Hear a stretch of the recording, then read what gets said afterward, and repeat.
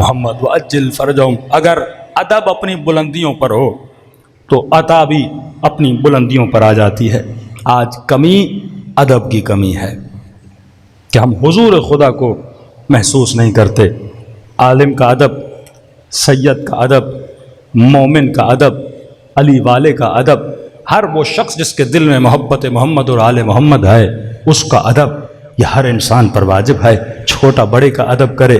کل یہ میں نے روایت آپ کو سنائی تھی کہ رسول کیا فرماتے ہیں؟ بڑے کا ادب کرو۔ کہ کیوں یا رسول اللہ؟ کہ وہ تجھ سے عمر میں زیادہ ہے، اس کی نیکیاں تجھ سے زیادہ ہیں۔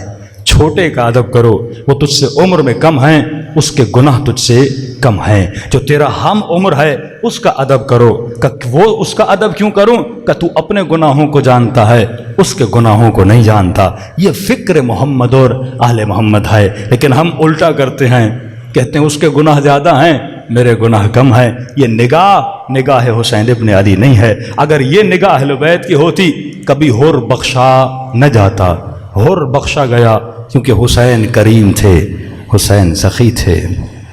اور جب ایسے بنتے ہو پھر ربط مضبوط ہوتا ہے۔ ایران عراق کی جنگ ہوئی 8 سال کے قریب۔ ایک جانباز تھا جس کا نام تھا جاوید۔ کربلا 5 میں ایک بم کے نتیجے میں اس کی آنکھیں جو ہیں اس کی بینائی چلی گئی اور کانوں کی سماعت چلی گئی۔ ڈاکٹرز نے کہا کہ تیرا کوئی علاج نہیں ہے۔ کہتا میں باہر نکلا اور لوگوں نے کہا کہ 15 شعبان ہے اور جمکران میں امام زمانہ کا جشن منایا جا رہا ہے۔ کہتا میں ڈاکٹر کے پاس گیا، میں نے کہا ڈاکٹر صاحب مجھے جمکران جانا ہے اگر آپ کی اجازت ہو۔ کہ کیوں جانا چاہتے ہو؟ کہ اپنے امام سے رابطے کو مضبوط کرنا ہے۔ اور انہوں نے خود کہا چھوٹی سی چھوٹی مصیبت بھی آئے ہم سے شیئر کیا کرو، ہم تیری مشکلات کے لیے دعا کریں گے، اللہ تیری مشکلات کو دور کرے گا۔ ڈاکٹر شیعہ تھا لیکن عقیدت مند نہیں تھا کہ اگر ایسی بات ہے تو ہم ہاسپٹل کیوں کھولتے، سارے چلے جاتے جمکران اور ٹھیک ہو کے آ جاتے۔ اس نے کہا یہ آپ کی سوچ ہے لیکن میرا عقیدہ ہے۔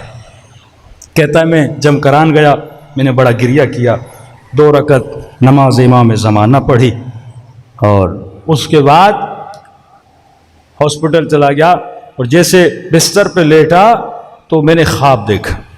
خواب میں دیکھتا ہوں کہ جہاں پہ بم پھٹا تھا وہ ہویزہ ایک شہر تھا، وہاں پہ ایک مسجد تھی۔ خواب کے عالم میں دیکھ رہا ہوں وہاں پہ کھڑا ہوا ہوں اور جتنے میرے ساتھ بسیجی سپاہی ہیں وہ بلند بلند آواز میں کہہ رہے ہیں بھائی ہویزہ کی مسجد میں فرزند زہرا امام زمانہ آئے ہیں۔